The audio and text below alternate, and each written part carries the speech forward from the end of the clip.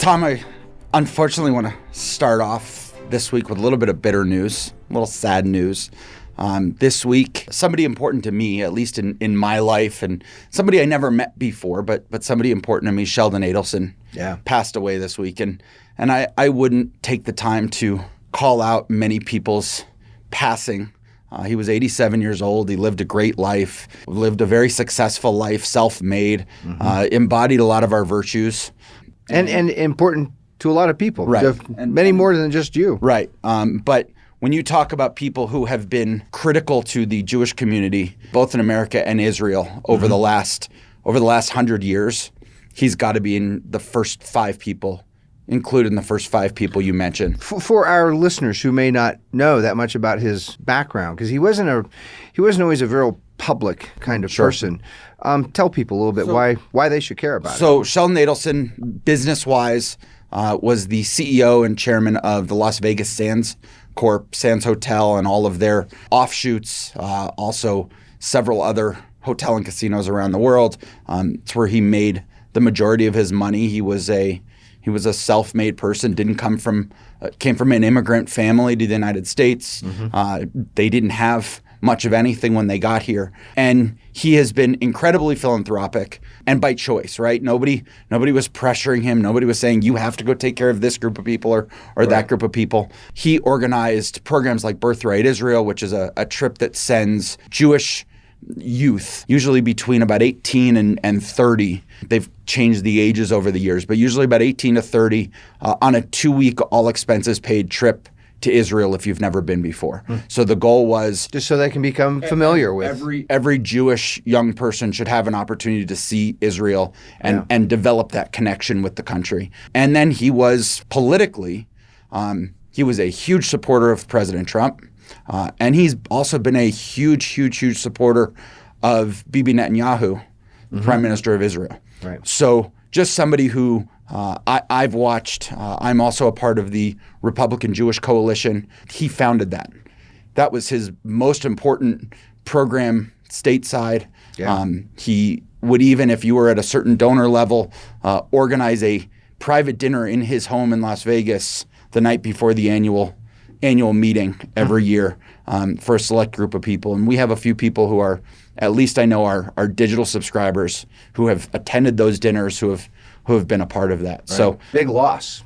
It was a big loss. And we did find out a few months ago that he was ill and that this was coming, but it's still sort of one of those, it hits you a little bit when that comes. It's a hard thing, and it's also a good time to reflect and also, say adieu to a wonderful human being who did a lot to help a lot of people. So, like I said, he embraced or he represented our virtues in a lot of different ways. He showed self-restraint when he was speaking publicly, but he asserted himself. He knew what he believed was right. He took time to study. He took time to learn, develop civic knowledge, and he asserted himself to do that. And you talk about self-reliance. This is a guy who came from nothing. He's kind of the model of what that means. And became one of the world's wealthiest men. Yeah. And did it under capitalist principles. Yeah. So, I'm not going to sit here and pretend that he didn't get government benefits and everything else, right? That's sort of the game that's been going for a while. And Las Vegas was built on a lot of government payoffs and things like that. But for a young Jewish immigrant to be able to come to the United States and create a life that he did and have the impact he did, it's a pretty good representation of those virtues. And that's what we kind of intended to talk about today. Well, and think about, that the last of the four virtues, right? We have self-restraint, self-assertion, civic knowledge, and self-reliance. That last one, he's such a beautiful example because self-reliance, as the American founders talk about it, it wasn't simply getting rich to be rich. We're people. We're human beings. They're people we love and care about. We want to be able to help them. If you have nothing, if you are desperately poor and starving yourself, you're not in a very good position to help anybody. Right. You can't even help yourself very, very well. And so there's a kind of kindness and charity infused into that idea of self-reliance. You want to be able to help the people who need help and the people you want to help. And you got to be productive. You got to be creative, innovative. You got to be self-reliant in order to do that. And he certainly is a grand model of that. Another interesting feature, when we talk about these 4 virtues, and there's a lot to say about them, we may or may not get through everything we want to say this podcast. The first 2, self-restraint and self-assertion, when you first glance at them, they almost seem to contradict each other. Mm-hmm. Right? That idea of being restrained, you kind of think of someone who's sort of quiet, meek, inwardly, focused, very self-restrained, versus being someone self-assertive. I think a lot of people, when they hear that word, to be assertive, they think of being bombastic or outrageous or maybe even violent to some degree. There seems to be a contradiction. And yet, when you really dig into them, there's not. They kind of go together. Think of a well-trained athlete, a well-trained boxer.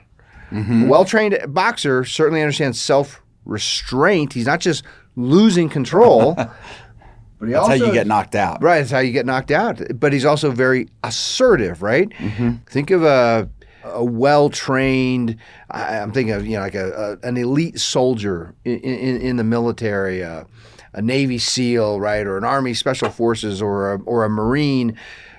These guys are... Certainly, they have mastered self-restraint to a large degree, and yet they can be very self-assertive. And we saw, it's kind of hard not to mention this. Just a matter of days ago, we saw splashed across our TVs and our computer screens the events in Washington D.C. on the 6th, January 6th last week. Sure. It kind of raises a big question about these civic virtues. Were we seeing self-assertion on display, or were we seeing failures of self-restraint? Were we seeing models of civic knowledge? What exactly were we looking at? And probably we should say a few words about what this kind of chaos that we saw last week.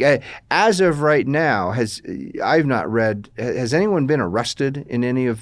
Yes. From any of that? There have been arrests, especially the people who chose to take selfies, post pictures of themselves in different people's offices, people walking out with lecterns and taking pictures of themselves. Yeah.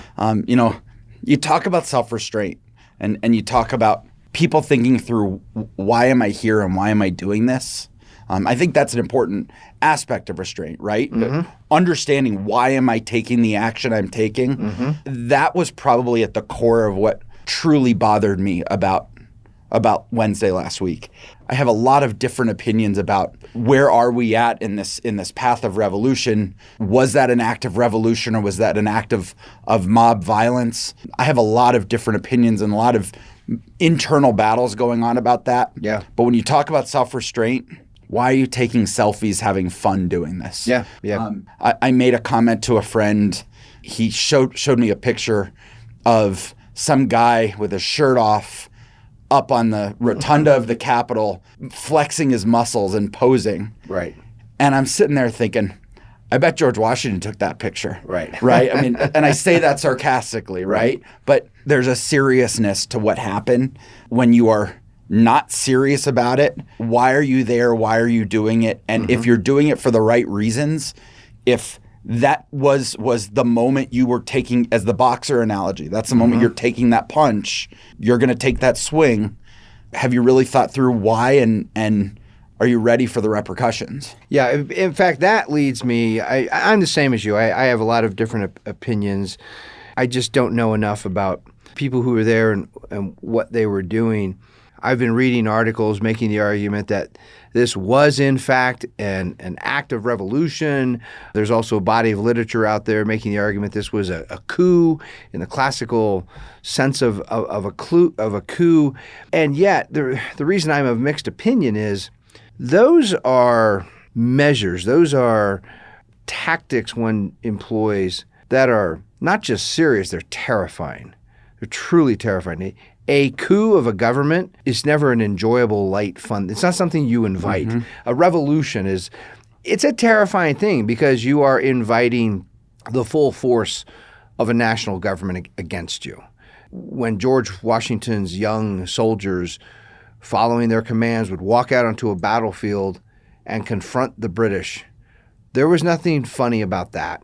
In fact, they were looking at each other knowing some number of us are about to lose our heads, Right. literally. Cannonballs or musket balls are going to blast right through us and kill us. And it's just a matter of chance. Which one's going to die first? That's not a laughing, happy, Right. funny, silly thing. And the fact that a lot of these clowns seem to be so jovial about what they were doing last Wednesday suggests to me that they were not serious revolutionaries or insurrectionists or anything like that. I think it's almost there were probably different groups there, and there's been a lot of accusations that there was also members of the other side trying to incite more of this, and the Antifa BLM, and I wouldn't doubt that either. So let's even call that a third group. Yeah. But I think there probably were a group of people who were there who were thoughtful. They were revolutionary in spirit. They thought to themselves, for themselves, it's time for a revolution, and I want to get to what would make them think that. Then the other group that I think was there was kind of the frat party gone wild. Yeah. I look at a lot of the people who were taking selfies, who were posting shirtless pictures and all of these things, and thinking this is the moment in the party where some guy runs up, gets so drunk, he jumps up on the roof and he's about to jump into the pool. And he jumps and he misses the pool and he lands on the sidewalk. Right? And there's this mix of all of that. And we've talked so much in the past about mob rule and the actions of I would do something, I would not do something when it's just me, but when there's a large group of people all taking an action, I'm more likely to go along with it. Yeah. I wonder how much influence the three different groups had on each other. And there's so much we don't know about sort of the inner dynamics of how this whole thing sparked. And truthfully, we never will. There was nothing organized about this in terms of an objective. The goal was to be on the mall. The goal was to be by the Washington Monument, voicing your displeasure for the fact that you don't believe that there was a free and fair election that just took place. Right. And I am 100% in favor of that. It could have been the most free and fair election we've ever had. And we still don't know because our government has decided that they're going to run our elections and they're going to tell us how they're going to go. And that points to a big problem for me. And my biggest problem is we have this political class that thinks that they don't have to behave as equal human beings, as equal men and women to the rest of us. They're violating our second precept of the Vino Veritas Society, that there is an objective truth that all men are created equal. Right. Yeah, it's absolutely true. In a way, that's the source of this growing divide, I think, in America, or at least one of them, an important cause of the divide. There's one group of Americans who kind of celebrate the political class. They like the fact that there's this elite political class who promises to be the elite political class I think of as this kind of combination. They're part Santa Claus. We're going to give you whatever you want for free. They're kind of a part Big Daddy figure. We're going to make sure you stay safe. We're going to make sure that virus doesn't get to you, and we're going to make sure that the restaurant owner down the street doesn't serve you poisoned food. Let's use a better term, a better relationship. It's not Big Daddy, it's Big Brother. Big Brother. Yeah, okay. Right? I like that. Yeah, that's absolutely right. A little shout out to Orwell. Yeah, it's very true. And there's a growing population of Americans who are appalled by that political class for the reason, and it's interesting, Aristotle points this out. Of all places, he wrote a book on rhetoric. Yep. And as he's describing rhetoric, he's talking about the different, he tries to, like everything he does, he breaks it down to a kind of science and the different pieces of rhetoric and, persuasive messages versus other kinds of messages. But he emphasizes to a large extent the character, meaning the moral character, the virtue of the speaker, of the messenger, because he points out one thing that human beings despise is hypocrisy. Now, it doesn't mean it's going to go away anytime soon, right? Aristotle was complaining about hypocrisy 2,000 years ago and is still with us today. But they don't like to see it. And yet, if there was one word that kind of describes the political class today, it would be hypocrites, right? Do as I say, not as I do. I'm going to tell you what you have to do. I'm going to do something different. You see personal examples of this where our own mayor here in Denver, Colorado, was telling everyone at Christmas time. Thanksgiving and Christmas. That's right, Thanksgiving and Christmas. You need to stay home because there's this virus out there. Right. And if you travel, man, you're going to spread the virus and make everyone sick. And what does he do? He goes and gets on an airplane and flies across the country because he has family he wants to see. Right. And family's important to him, as if no one else can understand that. You have instances, the governor of California is attending this, not a dinner. It's a dinner in the swankiest. California has a lot of swanky restaurants. Right. And this is the swankiest of the swanky restaurants. This is the swankiest restaurant in the country. Right. I mean, we're not talking about just California. Right. This is the swankiest restaurant in the United States. And there he is with a bunch of people, and they're not wearing masks, right, or any of that stuff. Nancy Pelosi. His aunt. His right, of course. His aunt, right? Nancy Pelosi goes and gets she arranges a private. Mm-hmm. When hair salons are prohibited from cutting hair, she arranged for a special thing where she can get into the salon and have her stylist do it because she's important. She's part of the political class. And when she gets caught and people call her out for being a hypocrite, right? We're talking about people hate hypocrisy. Yeah. And people call her out for being a hypocrite. She says, I was set up. It was not her fault. How could it be her fault? Right. She's a politician. She's part of the political class. Right. They can't be wrong. Right. It's amazing to me. And I think inherent to that idea of hypocrisy, an inherent aspect of hypocrisy is a certain amount of inequality. Absolutely. It is the root. Where does that hypocrisy come from? It comes from the political class thinking they are better, that they are not equal to their fellow citizens, that once they get selected to serve in some government position, whether they're elected or they're unelected, we have millions of unelected government employees and bureaucrats, they too, just because they got a job, they're now working in some bureaucracy, they actually think that they are of an elevated status, higher up, better, superior. They should be commanding what we do, and we should not have any control over them. And let's look at some really specific, I think it's one really specific example of that happening over and over and over again during this COVID-19 situation. And that's the health inspectors who are walking into businesses and saying, it's not my fault. It's that person up there. They're telling me to shut you down. Yep. I'm still getting my salary though. Don't worry about me. I know I'm going to get paid and I'm going to make my nice salary this year. And I'm important, right? I'm part of the bureaucracy. I'm important. They have to keep paying me because if they don't pay me, who's going to come shut your business down? I want to come back to the health inspector. When I heard. It's hard to think that was almost a year ago here we are, right? We're basically to mid-January. It was almost a year ago when the very first rumblings started about, there's this virus and we might have to shut things down. And remember, that was all just to flatten the curve. We're 2 weeks to flatten 2 weeks. the curve. We're going to flatten the curve for 2 weeks. Oh. And here we are a year later. And when I first caught wind of that, I read the very first article of some within the political class saying how they might have to shut down some businesses. My very first response, I went and got on social media and I said, if one business is shut down, one, I don't care what it is, a gas station, a restaurant, you name it. If any business is shut down, then instantly all government officials and employees within that jurisdiction should immediately stop receiving a paycheck.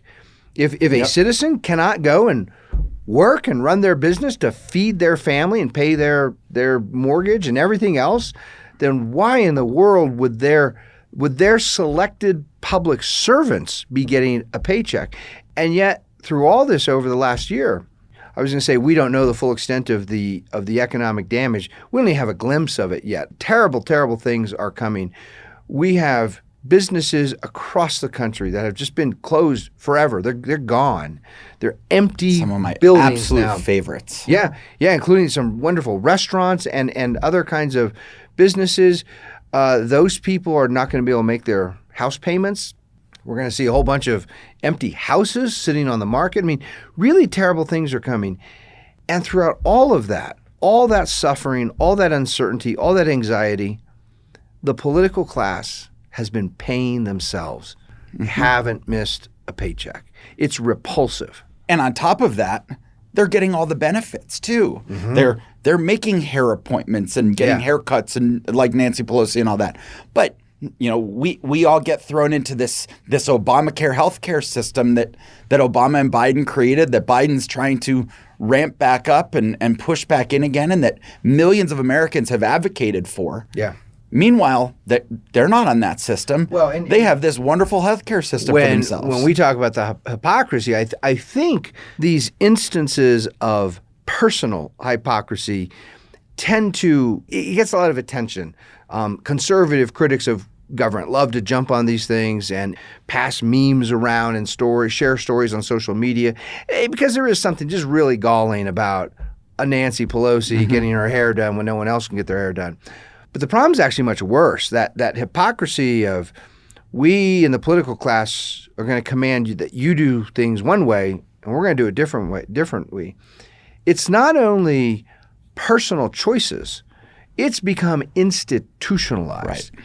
And this goes, like many things about our modern progressive America, this has roots that reach back through decades, starting with the Social Security Act of 1935. Social Security Act, the Social Security is for you and for me and for ordinary peon citizens. In their legislation, they created an entirely separate and separately funded retirement system for members of Congress. Right. And this thing of members of the political class either creating different programs for themselves, different sets of laws, or very often exempting themselves. They pass a law that's binding on everyone else and applies to no one else. This has been going on for decades. In fact, I'm going to see if I can. I think we have. What are you looking for? We have our Federalist Papers right here. There's a wonderful passage here. Let me see if I can put my finger on it quickly enough that it won't take up too much time. I think it's right here. Oh goodness, this is in number 57. I mean, there's something pretty impressive that you knew exactly where to go for this that quickly. Here it is. This is James Madison writing, and he raises this. Well, anti-federalist critics have leveled an accusation and said this government, created by the Constitution, will be prone to pass laws binding on citizens that are not binding on the lawmakers themselves. Right. They were very prescient. They saw this. And so James Madison addresses this very serious critique. He asks the question, well, okay, what is it that is going to stop members of Congress from passing laws that are binding on others and not on themselves? He says the genius of the whole system, separation of powers and all that, the nature of just and constitutional laws, and above all, the vigilant and manly spirit which actuates the people of America, their virtue, their civic virtue, a spirit which nourishes freedom and in return is nourished by it. He goes on and says, if that manly and vigilant spirit shall ever be so far debased as to tolerate a law not obligatory on the legislature as well as on the people, then the people will be prepared to tolerate anything but liberty. In other words, the primary check is supposed to be the people. Right. The people watching members of their own government, their own Congress, and if they dare pass a law that applies to us that does not apply to the political class as well, if they exempt themselves, if they create a special little side program for themselves, the American people are supposed to say, how dare you do that? Right. And vote their butts right out of office so fast it makes their head spin. Which brings us right back to Wednesday, right? Did we try to do that? I think people did try to vote some of them out. Was it a free and fair election? We have no idea. Without knowing people get frustrated. There is this sense of power coming from the political class and the bureaucracy. I want to add a point to this is really important because this whole question of was it a fair and free election is sort of at the center right now of the chaos and the controversy going on, all the discontent. And we do know that a number of lawsuits were filed. We know that a number of courts, a number of judges immediately rejected them without any extensive investigation into the allegations. And many progressives today are saying, well, none of those lawsuits went forward. No court heard those cases or not to any extent. Therefore, the elections clearly were free and fair. That's not the way that these things work. It works the opposite. The burden of proof is not on, if there are millions, tens of millions, 100 million Americans who don't trust their electoral system, they don't trust it. They think it's being rigged. Maybe they're right, maybe they're wrong, but they don't trust it. The burden is on the political class to demonstrate, to make it really clear and really transparent and really public. Here are all the votes counted, right? Here are all the votes cast, and here's how they got counted, and here's the total, and they all line up. Those numbers all line up with each other. That hasn't happened. Which was kind of the beauty of the Electoral College to a certain extent. Because at least with the Electoral College, you knew who each elector voted for. Right. There was clarity. Right. This elector voted for this person. And if I didn't like the way that elector voted, then I can have a problem with that elector. Yep. But I knew who every elector voted for, and I knew that it was a legitimate election from a counting perspective. Yeah. I don't know if this was a free and fair election, but until somebody can convince me that it was, they can provide that proof that you just talked about, it's their burden, there are going to be questions. And as long as there are questions, there are these issues. And what that takes us to is we have the political class coming and asserting power over us. Yes. We have health inspectors coming and closing restaurants. Yep. We have legislators closing down thousands or millions of businesses on a daily basis. Yep. We have a system set up today. I think we've talked about this on previous podcasts, where just to start a business in the United States, you have to go pay them first. Right? They are asserting their power over us. I want to repeat a line that you say just for all of our listeners. Dave likes to say when you start a business in the United States, the very first check you write is to the government. Right. You're not paying a vendor, you're not paying someone to build your building, you're not paying an employee. The very first check, you got to buy permission from the government. And file your paperwork so you're in compliance. That's right. So they're asserting all of that over us. Mm-hmm. And we have lost our ability as citizens to assert that authority back on them. That equality, right? That all men are created equal. That equality, that check on each other. Mm-hmm. They can assert some control over us to make sure that we're not breaking the law. Yep. And we can assert some control over them to say don't make laws that violate our natural right that all men are created equal, or the objective truth that all men are created equal. And then there are two important elements there. One is those selected to serve in government, they are selected to serve, number one, for a limited amount of time. Every office, for whether it's a state legislative office, a governorship, a member of Congress, a president, they're always, you notice they all have limited time periods. None of them are indefinite. So you're going to serve in that position for a constitutionally defined short spot of time, and the powers you are going to exercise are also going to be defined. This is it. Right. We did not elect you to run our lives. We didn't elect you to be our savior. We didn't elect you to be our Lord and, oversee everything in our life. We elected you to exercise those few constitutionally defined powers for a short spot of time. And then we'll evaluate how we think you did. And by the way, when you're in the midst of that, you're in your spot of time exercising those powers. If you screw up really badly, we'll impeach you and get you out before the next election cycle comes up. So that's a great limitation on those who are elected to office. They are not free to do anything they want to do to us or exercise any kind of power they want to exercise. And then on our part, the primary mode of control that we have in normal times, short of revolution. For Americans who don't want a revolution, I don't want a revolution. I don't welcome a revolution. It's a scary, terrifying thing. For Americans who are wise and don't wish for violent revolution, what kind of control do we have over government short of revolution? Elections. Elections are critical. And that means Americans trusting their election process, trusting that when they vote, the results actually reflect the way that they voted. That's crucial. If Americans don't trust, if they don't trust the election cycle, they're going to start reaching for things like revolution. Right. And you're going to start seeing this anger bubble over in episodes like last week or worse. Right. Or worse. And that's one of the reasons it is incumbent upon this current political class. Don't spend so much time sneaking around getting your hair cut when other people can't get their hair cut, or going to your big fancy, fundraisers at swanky restaurants.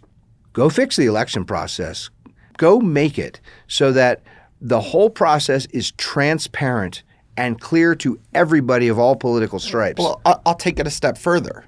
Don't only go fix the election process. Go fix the hypocrisy. Go recognize the fact that you need to be on equal footing with every other American. That you have no special rights because you were elected to office. You are entitled to no extra protections. You are entitled to no extra benefits. You are entitled to no extra experiences. You are entitled to no extra dollars. The idea of, and we've said this before, and I'm going to repeat it because it just, you talk about things that just make me sick. Yeah. The idea that people like Joe Biden can spend your entire life in politics and never do anything productive, right? Never produce anything of value for other people other than say, I'm going to run your life for you, and I'm going to decide who goes to jail, and I'm going to decide who gets this benefit and who gets this handout, and who my crony buddies are going to be. And let's get back to cronyism in a minute. But a guy like that can be a multimillionaire whose family can be set up for generations without doing anything of value for the public. Yeah. It's just not right. And if they want to avoid future things like last Wednesday or worse than last Wednesday, go fix the hypocrisy. Well, in fixing, let's be clear what that means. The modern progressive, as our listeners know, I like the phrase, I used to use the phrase administrative state. I've become kind of fond of the phrase the regulatory subsidy state, because I think it better describes what government does today. It subsidizes and it regulates, it controls. And that is the temptations to abuse that, to misuse that. They're woven right in. They're built right in. I'm persuaded, after studying the progressive subsidy regulatory state for almost 3 decades, that the number one purpose for most government programs and agencies has nothing to do with their marketing label.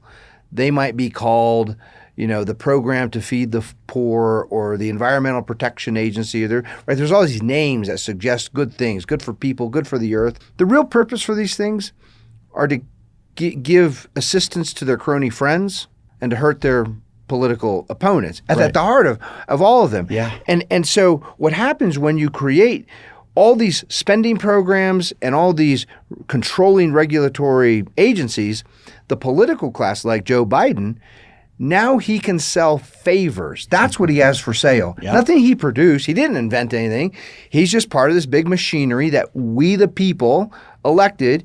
And he can say to his crony friends, oh, is that regulatory agency harassing your business? Well, you're my friend. I'll make a phone call and get the regulators off your back.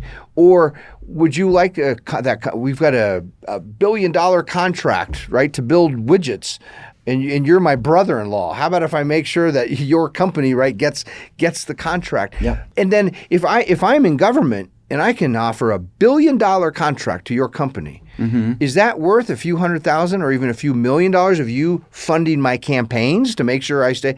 Absolutely it is. That's a great trade. And you're talking about large scale with the president and top government officials. Bring it down to a very local level. if a health inspector comes in to try to shut my restaurant down, and I say I can't afford it, you're going to put me out of business. Yep. It makes more sense. What if I give you $10,000? Yeah. Hey, health inspector, here's some cash. Just go away. Just go away and don't come back for a few weeks. That's right. The system going to happen over and over again. It invites corruption. Right. And when you have no way of voting a health inspector out, it's the permanent government. It's Woodrow Wilson's permanent government. Yeah. I can't vote out a health inspector. If I found out a health inspector was taking a bribe, when was the last time we heard a story of a government official who took a bribe who actually got fired over it? Right. It's not even part of the conversation anymore. And you think about things like the French Laundry in Napa. They host this big party for Gavin Newsom, for one of his donors, right? It was a birthday party for one of his major donors and one of the California Democratic Party's biggest donors. Do you think there have been inspectors going and checking on the French Laundry to make sure they're closed? Right. Do you think they're making sure that everybody's eating outside, or that they're only open during certain hours? There's a classic scene that captures that hypocrisy. It's in one of my favorite movies of all time, Casablanca, and the local police prefect, he's the police chief. He's in on all the. They've got illegal gambling going on in the back room and all this. And he's part of it. And he comes in to make his bosses happy. He's got to look like he's doing a raid and shutting things down. So he comes in and blows the whistle. We're closing everything down. We've discovered illegal gambling. And one of the casino bosses from the back walks up and hands him his. He says, "Here's your winnings for tonight." Because he was back there gambling, right? It's that sort of thing. This is what centralized planning, total government invites this. And this is a tremendous challenge for our members to get this and then communicate this to fellow citizens. When Americans learn of corruption or favoritism or, members of the political class acting in privileged ways, it's so tempting to point to the individual. Well, that's just because Nancy Pelosi as an individual is a bad person or an elitist, or Gavin Newsom. But it's more than just those individuals. Replace those individuals with other individuals, and you're still going to have these behaviors over and over, because it's woven into the very fabric of government. Government is the legalized monopoly on force. Yep. No other organization has that. The temptation to control others and use that for advantages for yourself or for your friends, it is irresistible for human beings, which is the main reason why the founders said, okay, we know we have to have a government. Let's limit it as much as possible. Let's squeeze in, box in, restrain the power of this thing. And even then, they knew there is a constitutional provision to have an army, to have a navy. They knew we're going to have a military. Even then, that is constitutional. There'll be waste. There'll be crony favoritism. The Navy will need some ships built, and the chances are really high that the money's going to get allocated to some crony friend of someone in the political class to go build those ships. So you want to limit the power and the activities of government, so it's very few. And even then, you need manly and spirited citizens watching over what those in government do, because they're going to be tempted to cheat and rig it and give privileges to themselves and their friends. So let's bring this all the way back to that number 2 precept, the objective truth that all men are created equal. I want to make sure everybody's thinking about what that means. This is not. It has nothing to do with men and women. It has nothing to do with everything else. It was really written to say that all citizens, doesn't matter your sex, it doesn't matter your race, it doesn't matter your ethnicity, your religion, anything else, that all citizens are on the same playing field as the political class, that there shouldn't be a political class, that we are no longer going to recognize a king that has a higher authority to rule over us than like we did under King George. I was going to put it this way. It means kingship is wrong for the exact same reason slavery is wrong. The exact same reason. Both are justified by making the argument that some human beings are either naturally higher and superior, or naturally lower and inferior to others in some decisive moral and political way, that some should be ruling over others as if they're children. There's only one kind of natural inequality, and that's between a parent and a child. It's the simple fact of human nature that a newborn child is helpless. A newborn child can't exist. So what do loving parents do to their newborn child? They protect and take care of and nurture. And that includes when a little toddler gets too close to the electrical outlet, right? The loving parent says, no, don't do that, because the little kid doesn't know that it's dangerous to stick a finger in an electric socket. But what's the whole goal of parenting? The goal of parenting is to prepare that child, as that child grows up and matures, to become an independent, mature, self-reliant, right, virtuous, rational adult human being, Correct. A self-governing human being. A virtuous, self-reliant human being. Yes. The goal of parenthood, properly understood, no parent, no wise, loving parent wants to parent their own child forever. You don't want your child to remain a child. You want your child to become an adult. The difference with those in government is they want to treat us as children, as permanent children. Right. That they think of themselves as they're the permanent adults and we are permanently children, and we need them to tell us whether to stick our finger in the electric socket or not. And they teach that. They've pushed that, and that was what last week's podcast was all about. They've pushed that idea of you are incapable of trusting each other. Yep. You guys are incapable as citizens of being good people, virtuous citizens, fulfilling that virtuous life. And instead, you have to have us take care of you. You have to have us defend you. There's an image I have in my mind. I'm not very artistic, so maybe one of our members who has some artistic skill could turn this into a picture or painting or something. Imagine a small playground with some small children running around. And then there's a couple of mothers maybe, overseeing them. We, the people, we're the small kids.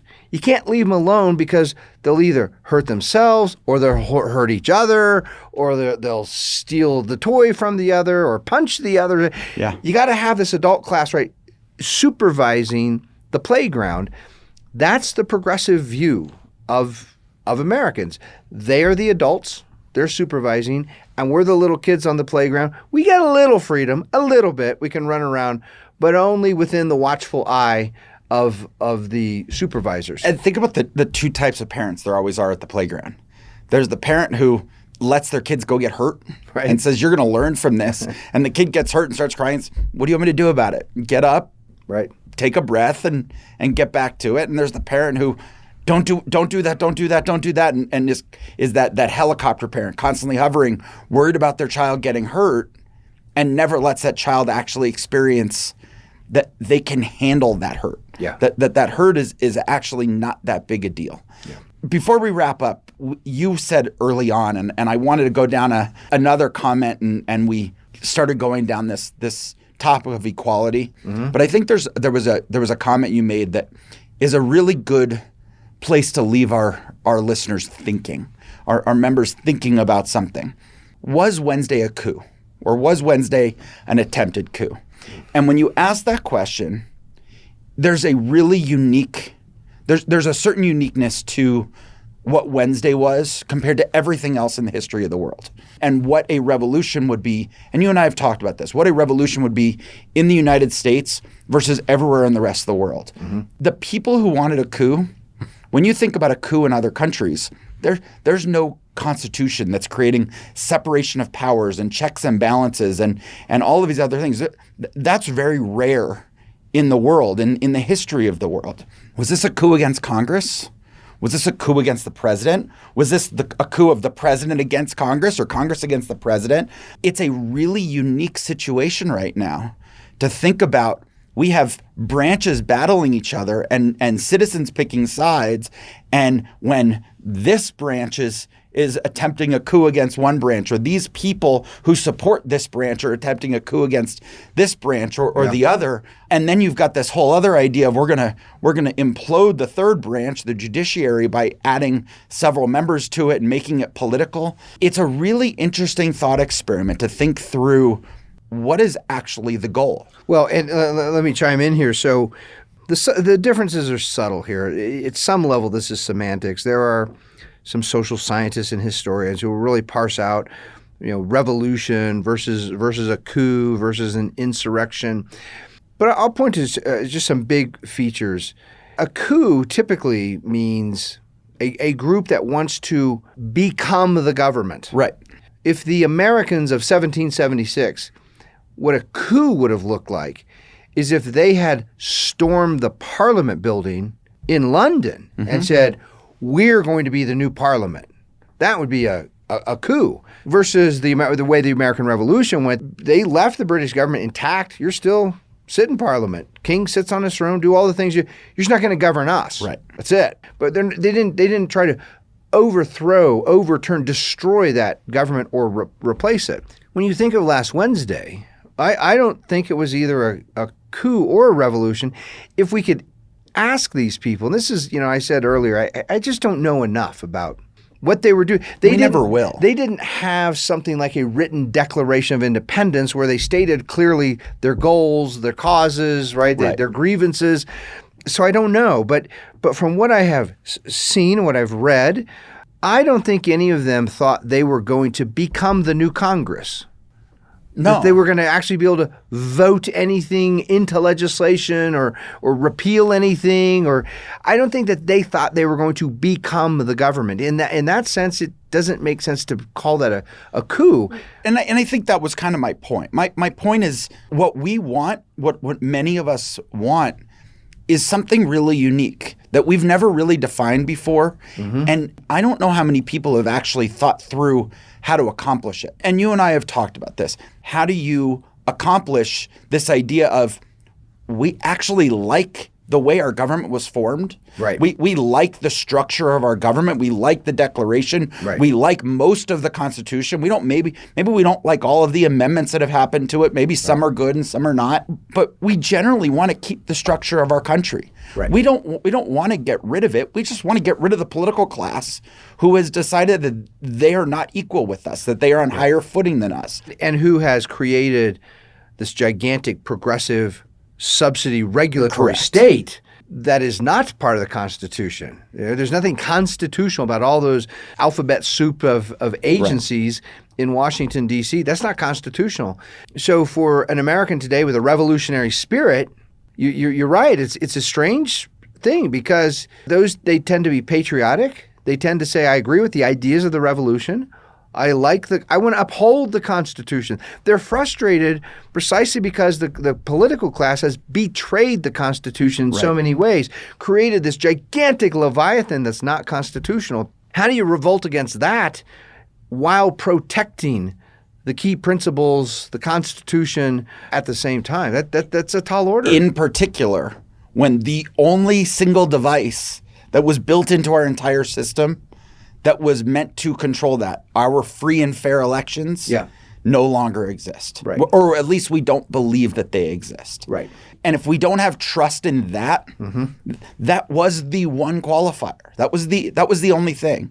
And so to all of the political class out there, you can go out there and sit and try to blame anybody you want for what happened. You can blame Trump supporters. You can blame Trump. You can blame Congress. You can blame Antifa. Right. I don't care.